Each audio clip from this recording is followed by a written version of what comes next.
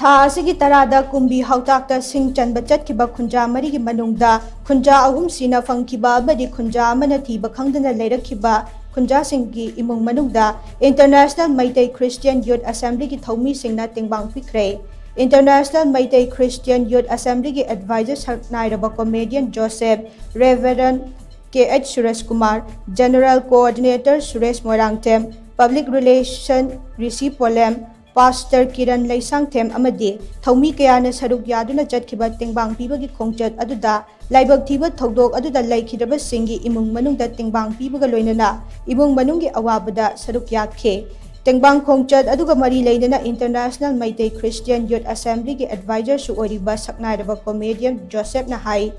Khutlai Paiba Singna Nongmagi Suraga Chajaba Micham Miyamda Atamnana Hatba Tukpa Chatharakpa Haiba se Yamna Laibak TOMTV lam chatni asigumba thawong asi center amadi state Leingakna Thigattuna Athubada Maral Leiba Shing ki Mathakta action Lougadabani haina mahakna makha takhe Aikoi micham sing asidi amana amada khut thanagumsi aduga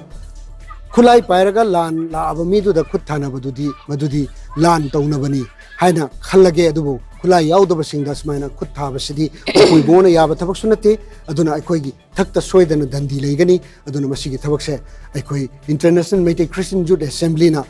yamna nuai taba thamoi sokna masi appeal tawjai aduga government gi side gi shu masi Maral Leiba khuding makpu